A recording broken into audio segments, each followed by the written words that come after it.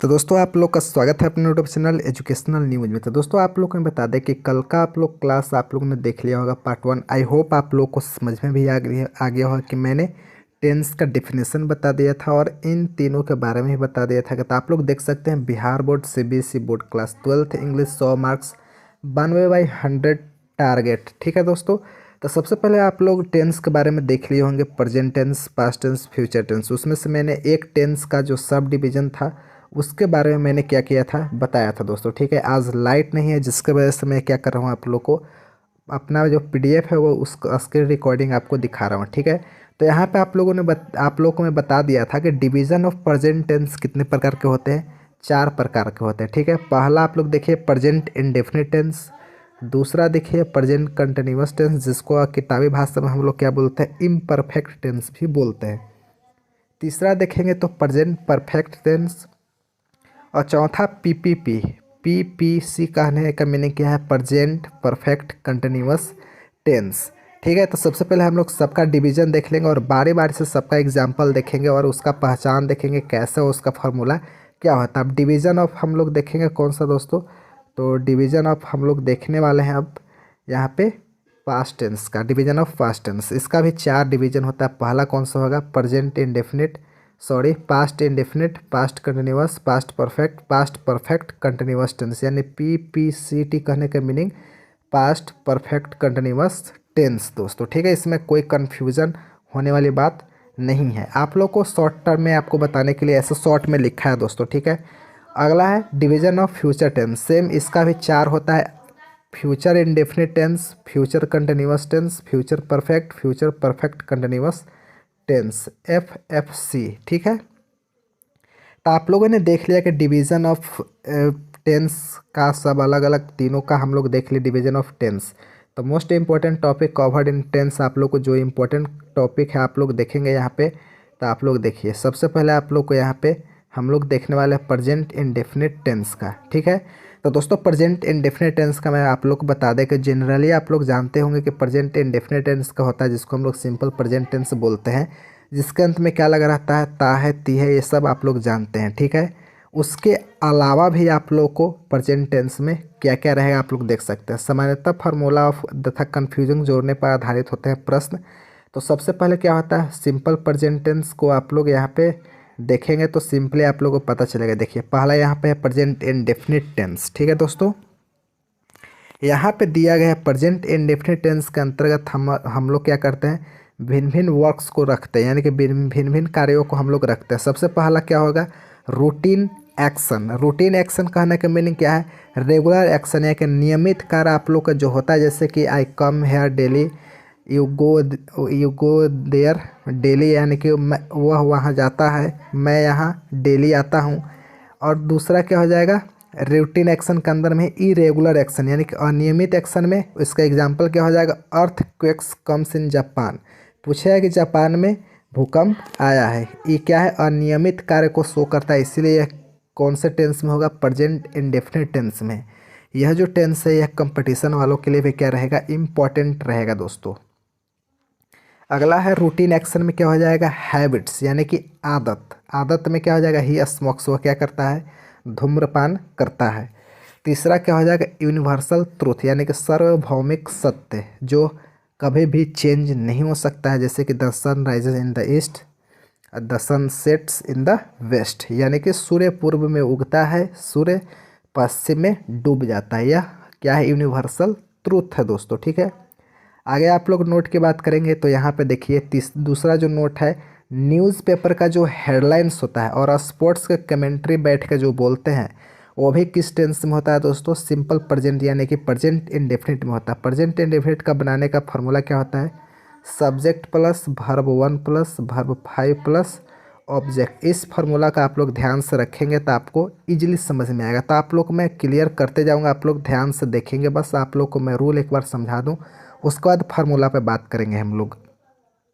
तो यहाँ पे आप लोगों ने देखा कि न्यूज़पेपर के हेडलाइंस और स्पोर्ट्स के कमेंट्री में भी सिंपल प्रेजेंट टेंस का उपयोग किया जाता है। जैसे कि पीएम साइंस डील, यानी कि जो प्राइम मिनिस्टर उन्होंने एक डील यानी कि एक व्यापार पे क्या किया, उन्होंने साइन। अगला है Sachin strikes the ball end of it goes across the boundary line. यानी कि सचिन ने स्ट्राइक्स यानी कि सचिन ने जो बॉल को मारा वह सीधे बाउंड्री लाइन के पार गया, यानी कि उन्होंने बहुत ही जोरदार झटका मारा। ठीक है, अगला हम लोग देखते हैं तीसरा, निकट भविष्य के प्लान कार्यों को व्यक्त करने के लिए भी हम लोग क्या करते हैं, सिंपल प्रेजेंट टेंस का उपयोग करते हैं। यहाँ पे एक बात समझिएगा, यहाँ पे निकट भविष्य कहने का मीनिंग क्या है, यानी कि निकट प्लान यानी कि जो एकदम सत्य है कि वह कल यहाँ आएंगे, उस स्थिति में भी क्या लगता है, प्रेजेंट इंडेफिनिट टेंस का प्रयोग करते हैं। जैसे कि the prime minister leaves for China next week, यानी कि यह क्या निकट भविष्य, यानी कि यह सत्य है कि जो प्राइम मिनिस्टर है हमारे वह अगले वीक क्या करेंगे, चाइना के लिए रवाना होंगे। ठीक है, तो ऐसे भी सेंस में क्या लगता है, प्रेजेंट इंडेफिनिट टेंस का प्रयोग होता है, यानी कि subject plus V1 plus V5 का प्रयोग होता है। अब समझ लेते हैं सबका एक एक करके फार्मूला दोस्तों। ठीक है, यहाँ पे देखेंगे फार्मूला की बात करेंगे तो सबसे पहले क्या है, सब्जेक्ट यानी कि verb, subject plus V1 object. अगर ध्यान से देखेंगे, अगर सब्जेक्ट क्या रहेगा, आई बी दे और यू अथवा प्लुरल हो। ठीक है, ध्यान से आप लोग समझेंगे इसको। अगर subject I we they you अथवा प्लुरल हो, तब उस स्थिति में आप लोग क्या लगाएंगे, यहाँ पे क्या लगेगा, subject plus V1 plus object का प्रयोग करेंगे दोस्तों। ठीक है, अगला आप लोग देखेंगे निगेटिव वर्ब में, यानी कि क्या लगेगा, निगेटिव वर्ब यानी कि जो निगेटिव सेंटेंस होगा उसके लिए कौन सा फॉर्मूला लगेगा दोस्तों, देखिएगा subject plus do not plus या डोंट भी लगा सकते हैं प्लस V1 प्लस ऑब्जेक्ट। ठीक है, आप लोग इसको समझ लेंगे। डू नॉट कहने का मीनिंग क्या है, जैसे कि मैं नहीं जाता हूँ, तो इसका क्या बनेगा, आई डोंट गो। ठीक है दोस्तों, अगला देखिए, अगला है क्वेश्चन यानी कि इंट्रोगेटिव सेंटेंस। इंट्रोगेटिव सेंटेंस की बात करेंगे तो इंट्रोगेटिव सेंटेंस में क्या करेगा, सबसे पहले क्या निकलेगा आप लोग को, do plus subject plus V1 plus object और लास्ट में मुंह टेढ़ा लगेगा, यानी कि इंट्रोगेटिव साइन लगेगा दोस्तों। ठीक है, अगला आप लोग देखेंगे do plus subject plus not, यानी कि इंट्रोगेटिव निगेटिव में कैसे आप लोग को बनाना होगा।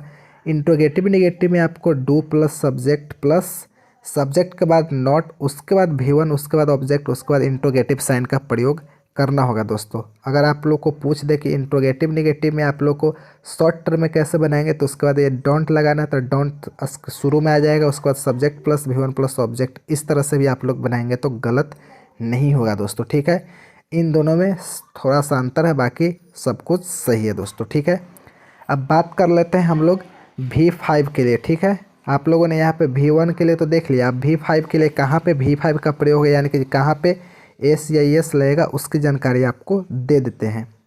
देखिए यहाँ पे अगर सब्जेक्ट V यानी कि सब्जेक्ट V5 का प्रयोग की बात कर ले तो सबसे पहले सब्जेक्ट V1 प्लस एस या एस, यानी कि सब्जेक्ट यानी कि V1 में ही रहता है, इसमें ही ना एस या एस जोड़ते हैं, इसीलिए यहाँ पे लिखा गया subject plus V1 plus SES plus object.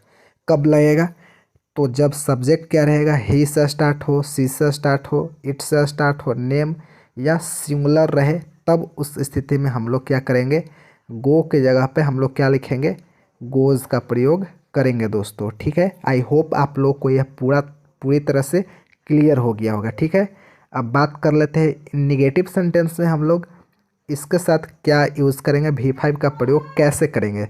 तो सबसे पहले हम लोग प्रयोग करेंगे सब्जेक्ट प्लस डज नॉट या doesn't plus V1 plus object. ठीक है, जैसे कि एग्जाम्पल के तौर पे हम लोग देख लेंगे, मैं स्कूल नहीं जाता हूँ। ठीक है, तो इसका किससे बनेगा, I do not go to school. ठीक है, तो यह तो V1 हो लगा, इसमें रहेगा कि यहाँ पे देखिए हम लोग देखेंगे V5 पर ना, तो वह स्कूल नहीं जाती है, इसका क्या बनेगा, स्त्रीलिंग है, देखिए सी आ गया तो V5 लगेगा सी, स्कूल नहीं जाती है तो सी हो गया, सी के साथ क्या लगेगा, डज नॉट लगेगा। यहाँ पे देखिए साफ लिखा गया है निगेटिव सेंटेंस पे डज नॉट।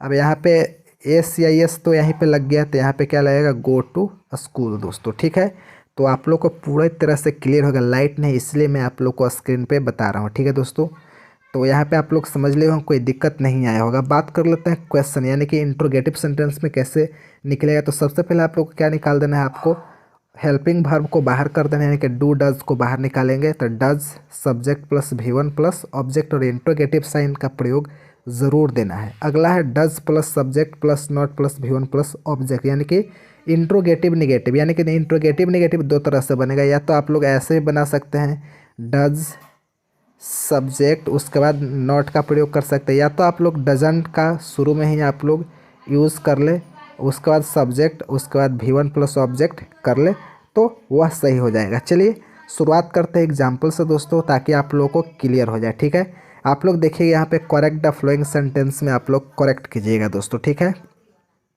यहाँ पे देखेंगे सबसे पहले what he knows about you.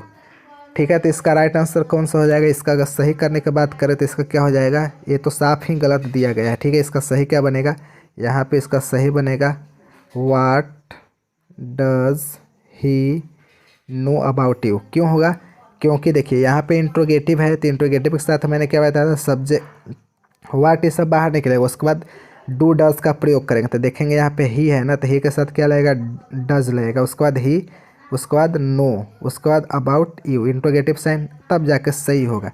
तो यहाँ पे आप लोग देखें पूरी तरह से अच्छे से आप लोगों को क्लियर हो गया। तो आई होप आपके लिए आज का सेशन बहुत ही इंपॉर्टेंट साबित होगा। तो दोस्तों आप लोगों से हम लोग मिलते हैं पास्ट इंडेफिनिट टेंस का, कल आप लोग का क्लियर करेंगे हम लोग दोस्तों। ठीक है।